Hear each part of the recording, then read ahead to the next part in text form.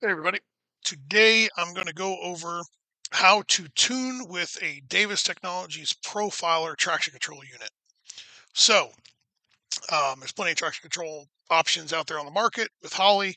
You can use internal Holley traction control, which I'll do a video on how to set that up as well. But this is what I use. This is what I recommend.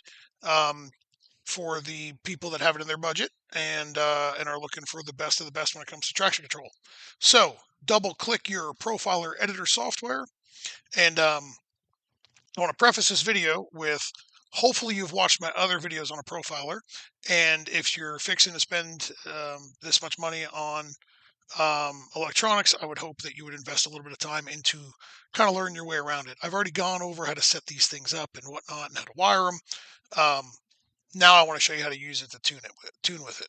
So the first thing when you open up the software is you'll see you have a bunch of dots on the screen. This is the existing profile that's in it. I'm going to close that. The background colors, as everybody knows, is zones. Okay, so these are your zones. All right. So we'll talk about zones here in a minute. Now, what you need to do is plug into the car and download your last run. Right. So let's just assume that we just did that. So let's look at this will be our last. Let's just assume this is our run that we just downloaded right here. Okay. Now, when you download it, it's going to come back with the date and time and whatever you named your profile. But if you don't have anything named in there, it's just going to come back with the date and the time.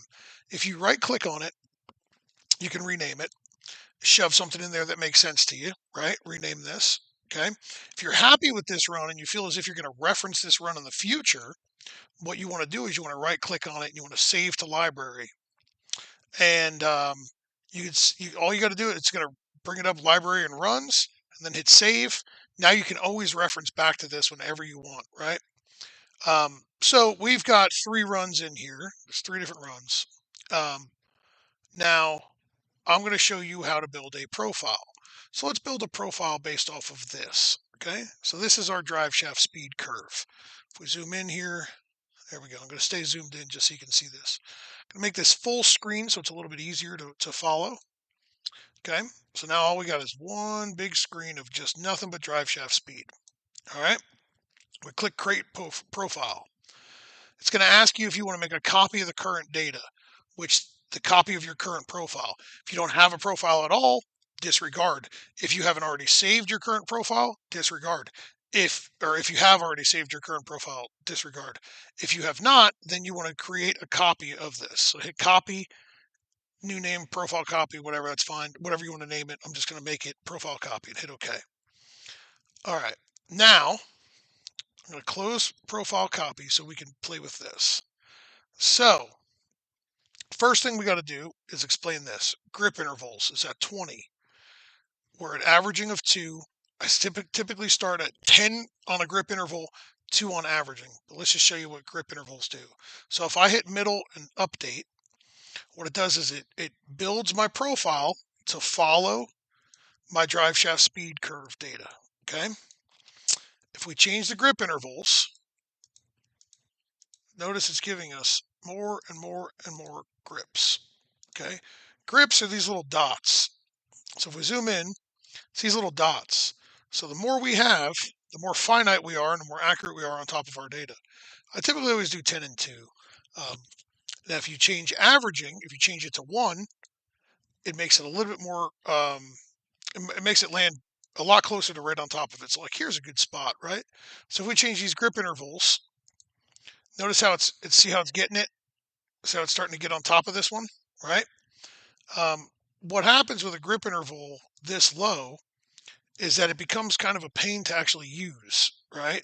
Because it gives you too much uh, data to work with, right?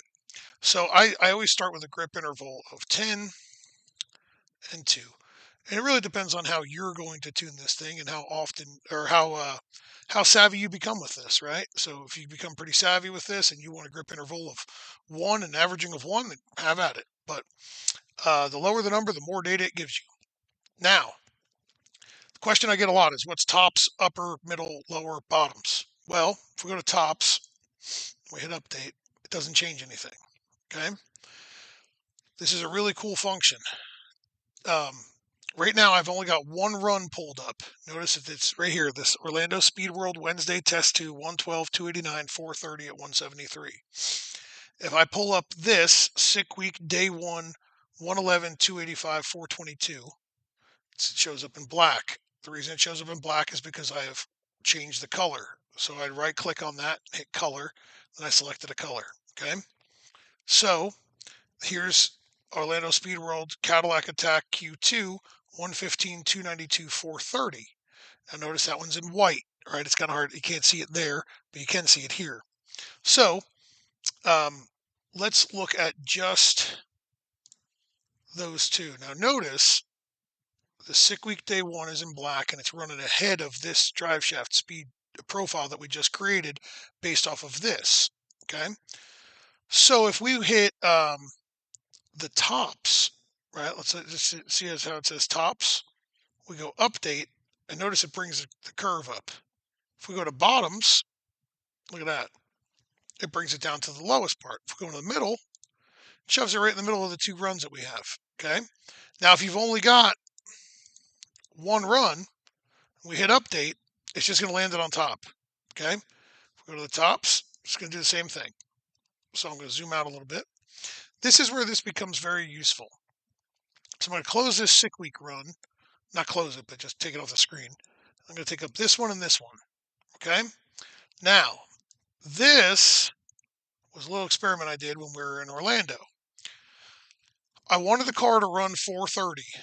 I wanted the car to run 430 at 2 different miles an hour. So basically, I didn't really want the car to run 430. I just wanted it to do something different, right? So 112, 289, I was afraid that when we were on Sick Week, we may not be able to get down every racetrack with that. So I wanted a 115 60 foot, right? So what I did is I created a drive shaft speed profile based off of a 115 60 foot, and I made it ride it. Now, if you look, that's that white line, all right? Now let's zoom out a little bit, okay? Let's make this full screen so we can, there you go. So notice the blue line is that 112, 289 60 foot, okay? Come up here, as it gets further and further out in the run, zoom out a little bit. There we go. Now notice the blue line's ahead, which is our 112, 289. But notice it goes a heck of a lot faster mile an hour. Well, after the gear change, right? Notice it right before the gear change, they're pretty much on top of each other. They're pretty close to each other. But after the gear change, I start to put the power to it. So notice the RPM crisscrosses, right? So white was behind and blue was ahead. Now white is ahead and blue is behind. If we take this and we go to the middle, or we go to the uppers, right? What it does is or let's go to the tops. It's more blatant that way. Notice how it's following the white line here, but it's following the blue line here. That's because the blue line went 112, 289, and the white line went 115, 292.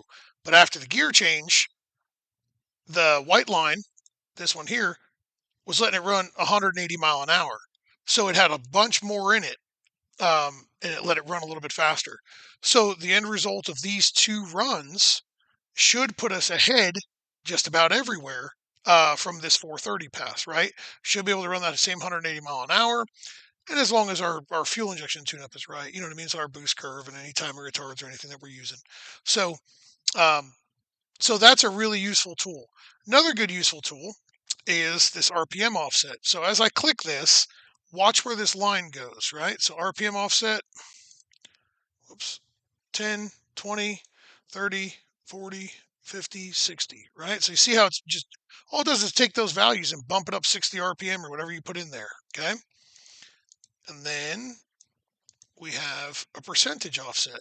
So people ask me, why would you want to use a percentage? Well, if the car is going to run the same thing it always runs in the 60 foot, right? Or, whatever, very similarly, right? But you're going to put a lot more power to it, say maybe at 100 foot on out, through here. Maybe you want to do a percentage change. And the reason a percentage works really well for this is because it doesn't make a big change to of a small value, right? So like if you give, let's just go to 1%. All right, 1%. If we zoom in, it didn't do much for us, right? So let's come back down. notice it's not moving much. It's not giving us much of a change down here, right? But let's do that 1%. Here, I'll stop, zoom out. My mouse is kind of dying here, so bear with me.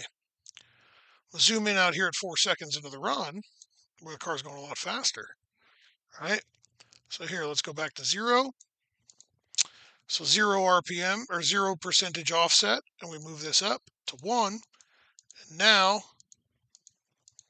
we've got a pretty significant change in drive shaft speed. So those are good, useful tools when it comes to building a profile. All right. So these two runs, I took these two runs and I created a profile based off of it. And we ended up with this. Okay. Now, this black run, I also made some power tune-up changes in the ECU. But early, the goal, let's close this one here. The goal was for it to run that same 112, 111. I think this went 112 with an O, this went 111 with a 9. All right. So if you look, this data is laying on top of each other, right? So it's very, very, very close. Like all through the 60 foot, it's doing what it's told to do. Okay. So, but what I did is I gave it a percentage offset, right? Let me zoom back out. There we go. So this, in order to create a profile for this, right, we can hit tops and hit update. And that was the end result of our run, right? So that's now we have a profile built to land on top of this. But the way I built it was I used this and this, hit tops, update, and then gave it a percentage of, I believe, 1.5. I believe I gave it like 1.3 or 1.5%. So what we're doing is we're allowing it to run 1.3 or 1.5% ahead. So there we go. That's what it was. I gave it 1.5%. So that's how I let the car run 111, 285. Notice it went a little bit faster to the 330, and it went 8 numbers faster to the eighth. So that's how you create a profile. If you've got one run, you can build a profile just off of one run. If you've got 5 runs, build it off of 5 if you want. Doesn't matter how many runs you have, as long as you've got a decent run that you want to run on, that you want to use. So I'm going to hit close. That's going to be our profile. If we look at profile copy, that's because of grip intervals. So now let's look at what this did as far as timing change when we were running this curve, right? So there's, close this like that right there. There we go. Let's just build an exact profile as to what this is the profile that was actually in the car. So if we go create profile, it said, okay, that's fine. And then we go no offset to this, update, and then we do a group interval 10, averaging 2, close. There we go. Now, the reason we don't have many dots is because it built a profile for us, right? This is a profile copy. But either way, let's look at what happens when you, if you want to get a little bit more data, you can go create profile, hit OK. Whoop. There we go. Close this, middle, update, close. Okay, now we have a ton of data, right? There we go. So let's look at what happened with timing retard to get the car to run the way I wanted it to do. So right down here is showing us what it did as far as a correction. So if I click here, notice this is degrees and negative. We can zoom out, just use my scroll wheel, or hit zoom max. So what it did was it ran ahead of the profile, right? The drive shaft speed got ahead of the profile, and it made those timing retards based off of our ranges. Whoops. So if I click up here, I zoom in. Here we go. There we go. Profile copy. There we go. Now, every time it ran ahead, it opened up it opened up the window for it to go into that green um, range and make a correction. So let me open up what was in the actual car. So if you ever get confused or lost with what you're doing, just close it down and reopen it, right? So, there we go. So I'll show you exactly what it did. This is for corrections. So here is the profile that was in the car. Here is the run data from the car, right? Because it ran ahead. And then here is the corrections that it made. So we can go here, click down. Anytime you click either here or here, notice that these little dots surround the box, right? So if you click down here, we hit zoom max, it shows us the timing retard that was going on through here. Now, notice if I move my cursor, it's also moving it down here. Same thing up top, right? As I move my cursor, it's moving it through here. So where do these ranges, why is it making these timing corrections? So let's hit show ranges. Let's zoom in pretty far, okay? So there we go. Right there, where I'm hovering, has got right around 8 degrees out of it.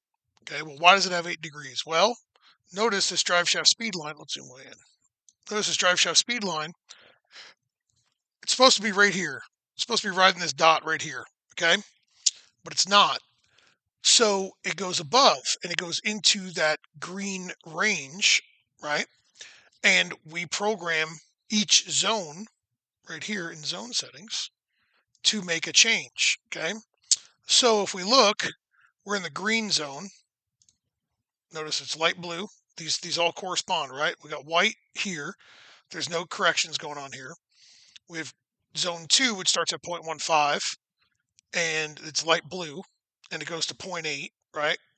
And then 0.8 to 2.3 right there. And then I shut the profiler off. Well, I didn't shut it off, but I put all the retards down to 0 because this car doesn't ever spin usually after 2.3. So once it makes a gear change, it's usually pretty good. So we're in zone 3, and our green range is allowing a 6-degree retard, our yellow range is allowing a 10-degree retard, and our red range is allowing a 14-degree retard. So if we zoom back in, right, and let's just look in the green range, right? So here we go. Close this so we can see. Right where I'm highlighted at, notice it's got 12 degrees, 12 and a half degrees out of it. And it's because we are in the red range. So this is the way it works. The move after this would be to, to build a profile based off of this run, because it took this, it was happy, and let's let it go faster, right? So if you're used to looking at Holley data, let's look at the Holley data. So I'm going to go over here to my traction control table. There's profiler retard. Okay. So, and then here's ignition timing. So here is the profiler doing its job, right? And we can split screen this so it's even easier to look.